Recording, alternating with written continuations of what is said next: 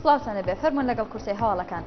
کاتژمێر 4:30 بەرەبەیانی ئەمڕۆ ئاگر لە بازاڕی بەختیاری کەوتەوە کە دەکەوێتە ناوەڕاستی شاری سلێمانی و بۆ هۆیەوە زیاتر لە 200 دوکان سووتان و دوای 3 کاتژمێر توانرا ئاگرەکە کۆنتڕۆڵ بکرێت.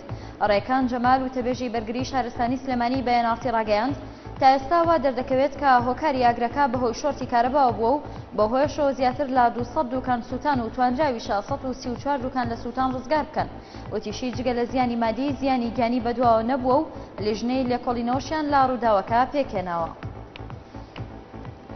سەرچاوێک لە کۆمپانیای نەوتی باکوور ڕایگەاند هەناردەی نەوتی کەڵگەکانی کەرکووک بۆ بەندەری جیهانی تورکیا ماوەی 6 ڕۆژە بەهۆی شکانی بۆریەوە ڕاگیراوە.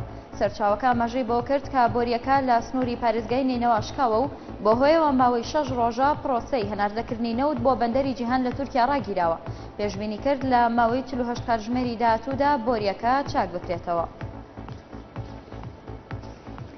سەرچاوێک لە پۆلیسی عێراق ئاشکرای کرد لە 2 تەقینەوەی جیادا کە 2 یاریگای تۆپی پێی لە باشووری بەغدا کردە ئامانج 5 کەس کوژران و 18 تر بریندار بوون. سەرچاوەکە بە سۆمەریانیوزی ڕاگەیاند دوێنێ ئێوارە 2 بۆمبی چێنرا و 2 یاریگای لە قەزای مەدائین لە باشووری بەغدا کردە ئامانج کە بەهۆیەوە 5 کەس کوژران و 18 تر بریندار بوون. لە دوای چەند کاتژمێرێک لە بڕیاری دەرچوونی عێراق لە ژێربەندی حوتی نەتەوە یەکگرتووەکان بەهای دیناری عێراقی لە بەرامبەر دۆلاری ئەمریکی بەرزبوونەوەیەکی بەرچاوی بەخۆیەوە بینی. لە لێدوانێکیدا بۆ ناوەندی هەواڵی تۆڕی ڕاگەاندنی عێراق سەیف حەیلفی ئەندامی ڕابطەی بانکە تایبەتیەکانی عێراق ڕاگەاند تێکڕای بەهای دۆلارێکی ئەمریکی لە 1120 دیناردا جێگیر بووە. تاکیدیشی کردەوە لە چەند ڕۆژی داهاتوودا بەهای دینار زیاتر بەرز دەبێتەوە. وتیشی لە دوای ئەو بڕیارەوە دینار ئاستی ئاسایی خۆی بۆ گەڕاوەتەوە.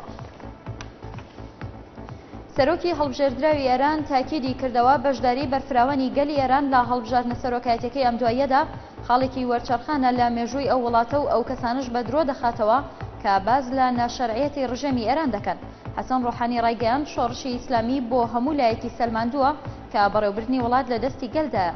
ڕوونیشی کردەوە ئێران بەردەوام پێشەنگ بووە لە بواری سەروەری گەل و ئەنجامدانی هەڵبژاردنەکان لە ناوچەکە. بەرپرسێکی باڵای ڕژێمی بەشار ئەسەد ئاشکرای کرد هەریەک لە ئێران و ڕووسیا و چین لە ڕووی سیاسی و ئابووری و سەربازیەوە پشتگیری بەرفراوان لە حکوومەتی دیمەشق دەکەن و بەشار ئەسەدیش سەرجەم مامەڵە ئابووریەکانی باڕیالی ئێرانی و ڕۆیلی ڕووسی و یوانی چینی ئەنجام دەدات. ڕۆژنامەی فاینانشنال تایمزی بەریتانی لە زاری قەدری جەمیل جێگری سەرۆگۆزیرانی سووریا بۆ کاروباری ئابووری ڕایگەیاند چین و ئێران و ڕووسیا مانگانە بە بڕی 500 میلیۆن دۆلار پشتگیری لە ڕژێمی بەشار ئەسەد دەکەن. وتیشی بە مەبەستی خۆتزیینەوەی لە سزا نێودەوڵەتیەکان ئەسەد سەرجەم مامەڵە ئابووریەکانی بادراوەکانی ڕیاڵ و ڕۆبڵ و یوان ئەنجام دەدات. هەر شاد بن.